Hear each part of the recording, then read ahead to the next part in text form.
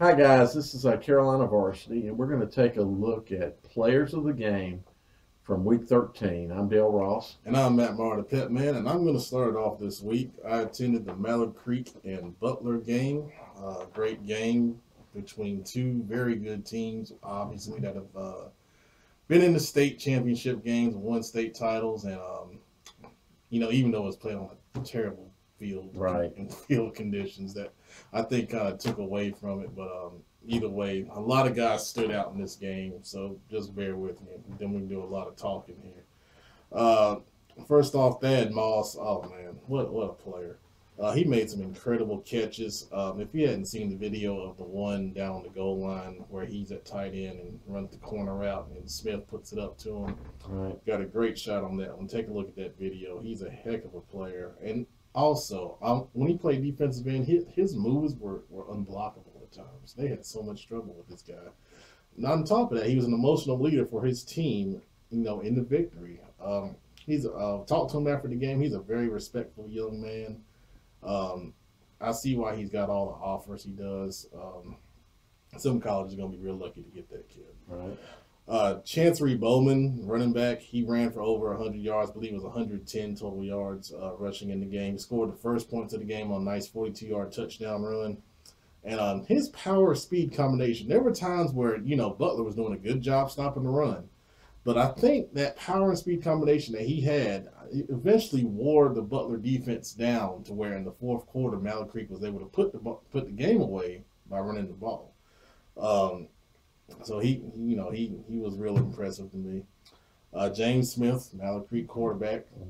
He had a rough start, a couple of turnovers, but he overcame it, made some big throws later on in the game through the two TD passes to Moss. Then he had the clinching 14-yard TD run in the fourth quarter, making a two-score game.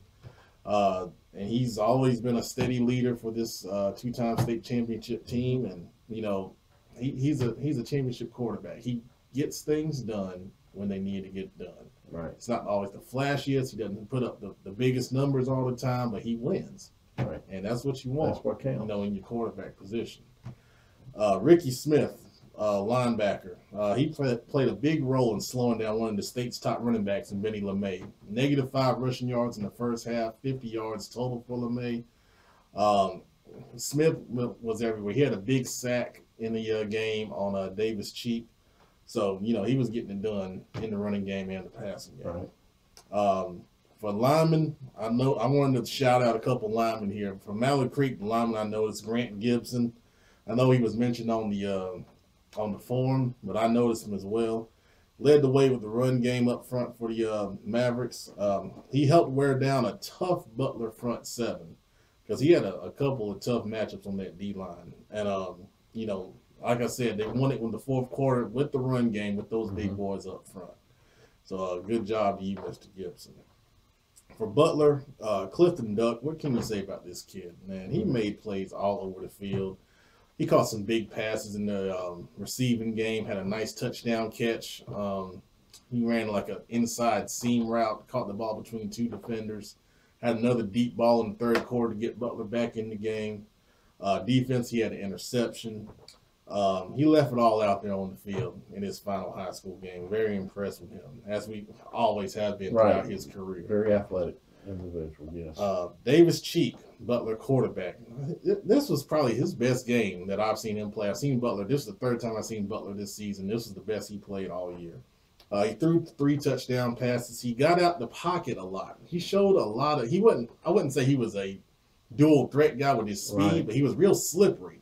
Mallard Creek several times would get, pressure and he'd get out the pocket. He'd run for a first down or he'd gain a few yards when there was going to be a big loss. So, he's only a junior. So next year, he's going to be one of the top quarterbacks in the area. Very impressed with him. Christian Dixon, we all know he's the leader of that defense right there in the middle. He's not a real big kid, but he moves so well. He sees plays, he diagnoses it, he closes windows. He had to have at least 15 tackles on the night. His name kept getting called over and over again. He's got a bright senior season ahead of him. We did interview him earlier this year. If you hadn't seen that, go check that out on my channel. Search my name, Matt Maher. That's a little plug there. But a great job to Mr. Dixon. Brandon Brown, number 7 for Butler. He had a TD catch and an interception on the night. He showed some big playability. He's also a junior as well, so he's got a chance to make some more plays coming back next season. One guy I did miss from Mallard Creek, Javon Harbison. Good punting night. Right. Punts he had, Duck made a big difference returning punts against Providence. He couldn't return those punts last Friday. Harbison 3 catches, one real nice catch that we got on video down the sideline on a out and up route. And then in the fourth quarter, in that big play that we were talking about on the forum, they ran zone action, but ran the reverse coming back around with Harbison. Now, there was a penalty on that play, but they marked it from the spot of foul. So the yardage gain kind of helped them out on that from where the penalty occurred, and they were able to pick up a big 4th down after that, which in turn set up Smith's run that pretty much sealed the game. Right. So great job to Mr. Harbison. Lineman for Butler, I want to recognize Maurice McLean, big number 71. Man, this kid was, I mean, you talking about Mallard Creek's line. These guys are no slouches. This kid was getting up in their chest, shooting off the ball, driving guys back. And a lot of times Mallard Creek could not run the ball inside was because of this kid right here. I was very impressed with him. And also, they had to double team this guy. So that was opening things up for Dixon because he was keeping the linemen off the linebackers. Right. And Dixon was able to make plays because of Big McLean right there in the middle. And he also had a couple tackles for loss, too. And he's only a junior. So, you know, colleges, if you ain't on this kid, you need a big D lineman. You need to get over to Butler and talk to this guy. Great job to all you players. This is a reflection of all the talent that we have in Charlotte. That's why we dominated the state so many years in a row. It was a pleasure covering all you guys. And Mallard Creek, we wish you luck, this week. Okay, well that's a lot of players. I don't have quite as many for my game, but I've got a few. So I went to see the Huff Arderkel game, which was also a rematch from a game played earlier in the year, and Huff kind of won this game handily, 34-7. From the game, so first of all, I just selected the Huff defense because they won this ball game, and the impressiveness in how they did it, holding the Arderkel offense to a total of 160 yards, so approximately 80 yards rushing, 80 yards passing. Right. Did a fantastic job. Arderkel was 8 of 22 in passing for 80 yards. Difference from that first game. A big difference. And they had 2 interceptions in the ball game. Arderkel did get a touchdown, but if there had been a flag, a review flag thrown out to let's review it, the ball was on the ground according to the pitcher. So anyway, so the Huff defense, you played great. Out of that defense, Jack Fording, linebacker, he had 15 tackles, 5 solo, 1 sack, 4 tackles for loss. He played big in the ball game, very big. And I tell you, it was about linebackers, and the D-line played, as I call out the defense, the D-line played well, but that linebacker play, all that run support was just phenomenal. Jack Dundon, he's been here before, number 10. I mentioned him back a few weeks ago. He plays at safety, 11 tackles, 9 solos, and 1 tackle for loss. Justin I'm going to let you help me with that. Giacalone. I should be able to break that down, but 2 tackles, 2 interceptions in the ball game. He played well also back there at the linebacker play. And when you talk about linebackers, there was a big linebacker that did not play. Stevens did not play. He was on the sidelines, but there was one more linebacker. But this is a 2-way player, big-time 2-way player, Jarrett Nagy. So he had 9 tackles, 5 solo. But on top of that, he carried the ball 20 times for 194 yards and 1 TD. He's one of the hardest runners. He's just a sophomore, and he is one of the hardest runners I've seen play this year. Just a phenomenal, hard-nosed ball player. I'm really starting to to like this kid. And, out of the backfield, Rashad Williams, their little scat back, their kid that can, get out on the edge and run. He had 3 TDs, 21 carries, 97 yards. Didn't have quite the yards, but he was. Man, that is a dynamic duo in that backfield. That is a very, very good backfield. Yeah. Exactly. They didn't throw the ball a lot. They had 7 passing plays in the ball game. They just ran the ball, and so they didn't have a lot of yardage. 194 out of Nagy and 97 out of Williams. But that defense doing what they had to do, they just consumed clock on offense, and that's what they did. Right. Consume clock, took care of things. Over for Audrey Kell, Bryce McGinley, not for offense because he was really shut down. He had 16 tackles in the game. Good gracious. The kid laid it on the line. So I'm going to tell you, he made so many pops of players at the on the sideline right there in front of me. It wasn't funny. I think it was like 4 or 5 where he's knocking Williams or Nagy, out of bounds right there in front of me. Hard hits. I'm going to tell you, the kid did lay it on the line. He played hard on offense. They just, again, that defense was just so tough. Right. And Cam Bauer, another player that's been here before, he had 16 tackles and 1 interception. Wow. So he played big in the ball game as well. Playing at linebacker, it's a quarterback who played linebacker this year. Big ball game for him. Tough, hard-nosed kid. Might be my sidekick Friday night. Cam, I've asked your dad. So I need somebody to help me. And Surin, he was nominated to Lynn. That's one of the offensive linemen for Aubrey Kell. I'm throwing him out because he's nominated. I honestly, it would be hard for me to say from what I saw because overall, the Aubrey Kell offensive line was overwhelmed by, defensive linemen doing what you really want them to do, which is to occupy, offensive linemen. Maybe get some penetration if you can, and they did, but keep those offensive linemen off your linebackers so your linebackers can do the things we saw happen. Right. So unfortunately, that was it for Aubrey Kell. It was a really good defensive effort by Huff. And you got a big ball game coming up this Friday night. Oh, yeah. Great job, guys. Jared Anderson, Charlotte Catholic. 2nd straight week, game-winning touchdown for Anderson. Yep. This time, scored with 21 seconds left remaining in the 2013 win over Fayetteville 71st. 28 carries, 131 yards, and then he had 2 catches for 36 yards as well. So he's been doing it all season long for Catholic. Game a little closer than we expected. A lot closer. But, right. Catholic defense played really, really, really well. 71st had a score off a pick 6, and I think they had another short drive that was set up off of a special team issue. Right. Our boy the horse. And I saw what he did, so and I did the game preview. I tell you, man, that was a wild game, man. 36 carries, 287 yards, 3 touchdowns. As Mount Pleasant keeps on trucking, they won 52-46 over Hendersonville. Yeah.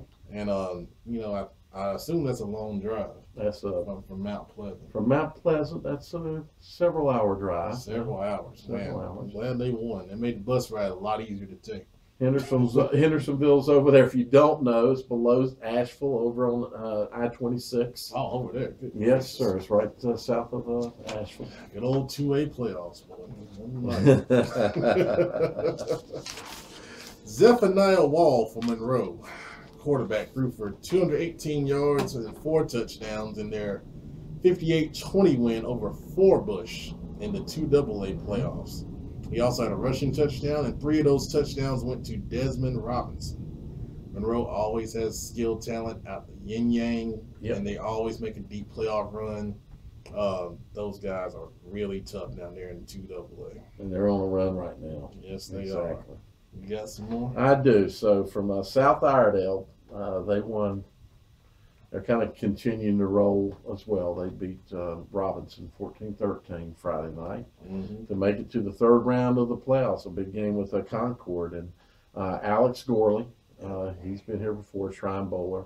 So you're gonna like this. What was told to me is he had 10 pancake blocks. Good gracious. Including the double pancake. You gotta take him to IHOP. So he played against a 6'1", 337 pound player. Considered the coaches considered him to be that player to be Robinson's best defender. He is. That's the same kid that was player of the week earlier this year. Okay. He is a heck of a player. So that's a great job by Gurley right there. So what Gurley does is they move him on the line to wherever the best defender is. So he played center in this particular game because that's where the big guy was at. So he had a great ball game. That's phenomenal to have that many. And I've seen the highlights from the game. Pretty impressive what he did. Tyree Hallman from South Iredale. Frequent visitor. Yep, frequent visitor. Been here many times. 171 yards, 2 TDs. So he got both of the touchdowns in this big win. Robinson's a team that has progressed and got better. Obviously better than they were last year, but have gotten better through the season. Yes, they have. Brady Pope, quarterback, 24-33, 191 yards passing. And as I looked at the team stats, I saw that so they won 14-13. And Sam Williams blocked. Right. So from that game you mentioned, they all have one guy from J.M. Robinson, Michael Young, receiver. Had 5 catches for 152 yards and 2 touchdowns in that same game. So that's a heck of a performance by Mr. Young in a losing effort. And congrats to J.M. Robinson for the progress they've made on this season. East Forsyth had a big win over Independence last week. Nike Martin, star receiver up there, 3 total touchdowns, 2 rushing, and 1 receiving in the victory. Christian Beal, star running back, committed to Wake Forest, had 177 yards rushing on 19 carries and 3 touchdowns in the victory. Very impressive East Forsyth team taking on West Forsyth, and they will be favored in that game. We're going to take a look at it a little later on. Exactly. We'll have a video on that for sure.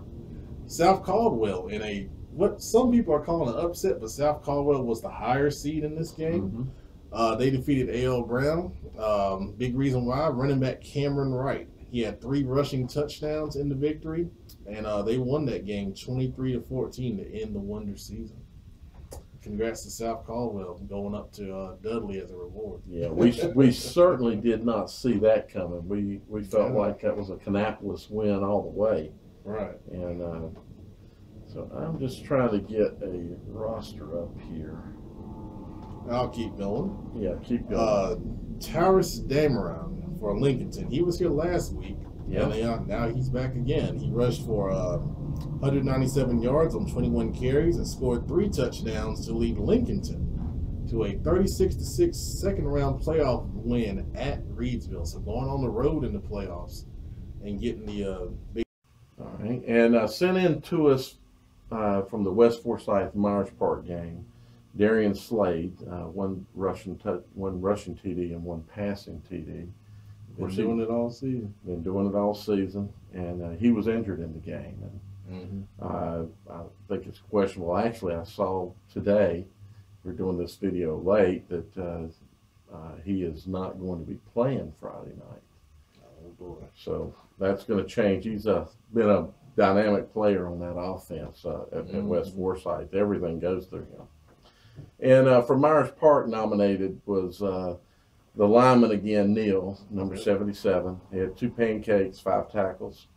The week before, he did it on both offense and defense. So, and Patrick, wide receiver or running back, number 30, 8 catches, 84 yards. Yeah, it was a good season for Myers Park to make the second round after that tough loss ending the season at East Met. Right. Um, Coach Chad was a really good coach, and stability will help the program going forward. You're going to continue to see Myers Park, I believe, in the playoffs and winning playoffs. I think so too. This is kind of not quite a deep run. Maybe third round is a deep run, but it's a good run into the second round. Be his third year next year. I think, well, we're going to see, we'll see more players from them next year, and they should do rather well next year. All right. Colton Banks for East Lincoln. Chaz Surratt got injured. Came out that he was out for the season. Now he might play Friday, so still questionable. I think the only reason he'll play will be to break Chris Lee's record. And he's like 4 yards short. Okay. So I wouldn't expect to see him to play the full game. I guess that makes sense. Yeah. But this kid, Colton Banks, stepped up, running back. 161 yards rushing and 2 touchdowns on 17 carries. Led the East Lincoln Mustangs to a 47-6 victory over Wilkes Central. And they're moving on to play Friday night, like they always do. He'll need to step up this Friday night. So. Dakota Wenzel for Mount Pleasant. Someone else from Mount Pleasant other than the horse. Okay. 10 tackles and 3 sacks.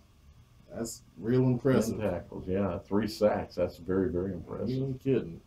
And that was in that victory at Hendersonville. Of course, Mount Pleasant's playing Shelby. You and Anthony broke that game down earlier this week.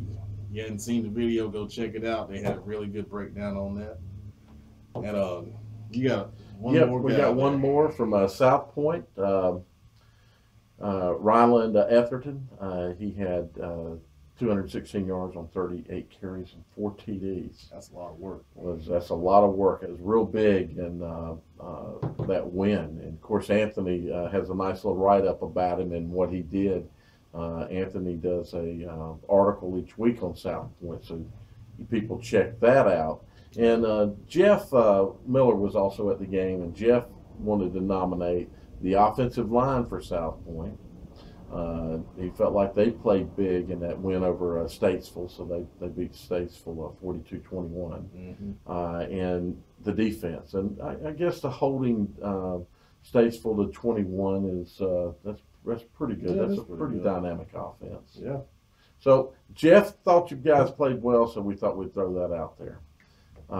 We're going now into the third round, and we want to hear names. Getting thinner on nominations because some of these schools are dropping out. Right. And all our people that are sending us names in are not, a lot of them are not playing. So we need to hear from you. And we'll take them from all over the state. Doesn't have to be here in Charlotte Metro. That's right.